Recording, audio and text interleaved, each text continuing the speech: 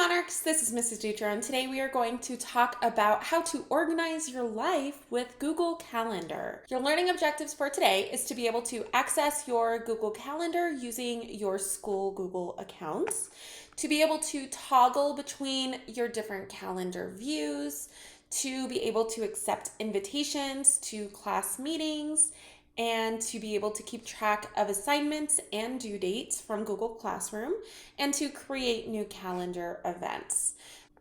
So first, we're going to talk about how to access Google Calendar. So to log into Google Calendar, you are going to go one of two ways. You could go up here to your URL and type in calendar.google.com, or you could, if you prefer not to type anything in there, you could also go up here to this waffle. I've also heard it be called the Google Cube, and you are going to click on that and you will see calendar as one of your options. Fun fact, you can move these icons around to personalize your Google apps if you'd like. So I'm going to click on calendar. So now that you're in your calendar, you need to know how to navigate it. The first thing I want to show you is how to toggle between the different views.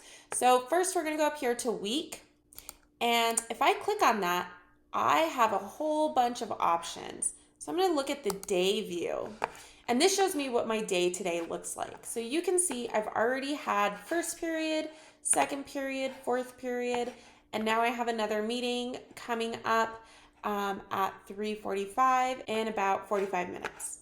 So I am not really a fan of the day view personally. I like to see what I have going on throughout the entire week, especially since I have a lot of planning that I have to do throughout the day. So I'm going to go down here to the week view, and now I can see what is going on each day. So here's my Tuesday, but I can also see what's going on Wednesday, Thursday, and Friday. I can also click on this schedule view, which gives me a list of things to do and what time I need to do them. And I also like this 4 days view. It just gives me a list of what's happening over the next 4 days. So if I want to keep it just focused to the week, I can do that. So I'm going to go back to week view because I prefer that personally. Now, if I want to jump ahead, I'm going to go up here to this arrow and I can click next week, and I can just keep clicking until I get to the day that I want. I can also go here to the week view and change it to month, and then I can scroll through the months that way, and then when I go back to the week, it's going to take me to the beginning of that month. Now I'm ready to go back to today's calendar events. So I'm just going to go up here and click on today, and it automatically brings me back to the current day, which is super helpful. So you may notice that I have multiple events. So I have duplicates on here, and that's because I have multiple calendars showing on my calendar view. So if you go over here to my calendars, you will see that you have your calendar. This should have your name next to it, or perhaps it has your student ID number. That is your personal calendar that just comes automatically with your Google accounts. I'm going to turn that off for me because it's just showing duplicates. And you can see that purple went away. I also have calendars for all of my Google Classrooms. And so as soon as you are added to, or as soon as you join a Google Classroom, that calendar will also automatically appear here. If I want to change the color of one of those calendars, so let's say I want to make my personal calendar a different shade. I don't want it to be purple because fifth period's already purple. I can go here to these 3 little dots next to that calendar and click on that, and I can select a different color. So I don't have any red calendars, so I'm going to select this color tomato, and now I have different colored calendar events so that it's easy to differentiate between those calendars. And I'm going to keep going till I find one that I like. Let's see. I kind of liked that graphite. I think that's pretty. So I'm going to leave it like that. So now I'm going to deselect this again just to declutter my calendar. So If you are the kind of person who really likes to color coordinate things, so let's say you think of English as always being a certain color, math as always being a certain color, social studies as always being a different color, then you can go through and color code your classes so that it's really easy for you to see and to associate that particular calendar event with that class. Next, we are going to talk about calendar invitations. So when you are invited to a specific event through Google Calendar, that event will automatically pop up on that calendar. So if you look at my calendar, tomorrow at 1 o'clock, I have a sample invitation. Now you'll notice that this looks different than the other events on my calendar because this is just an outline, whereas the rest of these are like they're filled in. They're not an outline. And that is because this is an invitation that I have yet to accept. So to accept that calendar invitation, I'm going to click sample invitation. And down here, it asks me if I'm planning on going. If I say maybe, it's going to give me these awkward partial fill lines, and it's going to notify the person who sent me that invitation that I replied maybe that I would go. If I want to say no, I click no and it disappears. But I could also click yes, and if I do that, it's going to turn bold, and the person that invited me to that event is going to get a notification in their email that I accepted that invitation. Now, let's say that particular meeting has a Google Meet attached to it. I can access that Google Meet very easily by clicking on this sample invitation, and there is the join with Google Meet option. If I click on that, then I will automatically have Google Meet pop up, and I can just click join, and now I'm in. So that is a very easy way to access your classes. So you'll notice that I have a bunch of meets already scheduled, and you have all already been invited to those Google Meets. So to accept that invitation, you need to click on it and say yes if it is still in an outline. If it is a solid color, that means you've already accepted it. And then when it is 8:30 tomorrow morning, for example, you can then just tap that or click on that and say join with Google Meet, and it will all automatically bring you to our class Google Meet.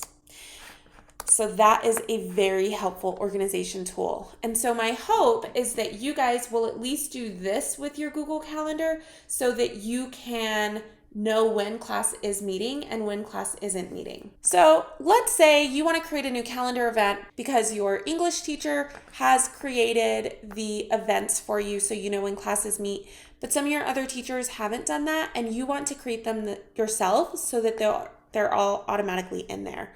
To create a new event, you're going to go to whichever time on your calendar you want that event to happen. So if I want to create an event for tomorrow morning at 7:30 a.m., I'm just going to click there, and it automatically creates this option for me to create my event, and it automatically puts it at the time that I want it. So for my title, I'm going to call this Asynchronous Work. So I really want this event to end at 8:15. So I'm just going to click here at 8:30, and I'm going to click 8:15 instead. And I do not need to add a Google Meet because I am not going to be meeting with students during this asynchronous work time. So I'm going to leave that blank. And I want this to repeat. And I want it to repeat on a custom scale or on a custom schedule. So I want this to happen every Wednesday and Friday until December 18th because that's when the semester ends. I'm going to say done. And for my guests, I'm going to add everybody that I want to invite to this. And I want all of my first period students to know that this is happening. So I'm going to go to first period English 10. I'm going to click on that and I'm going to hit save. And I would like to send email invitations to Google Calendar guests. And so now if I go through my calendar all the way to the end of the semester, you will see that that is still there, but it does not happen anymore after December 18th. So I'm going to create that asynchronous work time for the rest of my classes as well. Okay, so now I have successfully created those new events. They are reoccurring every day until the end of December, and I can now see which of my students have accepted invitations, if any of them have. So you can see when I look at third period Google Meet, I have 6 guests who have said yes, and I have 20 who have not yet answered. After I show y'all this video and you watch it, I expect that to change. And I expect to have everybody say yes, because you are all expected to join the Google Meets as long as we are in this online only format. So another thing you may notice is that on these calendars, I have these assignments down here super late. So for these particular assignments, these are set to happen at like midnight. And that is because these are the assignments that I created for you guys in Google Classroom, and I scheduled them to be due at 11:59 p.m. And so because this is when they are due, this is when Google Classroom automatically puts them into your calendar.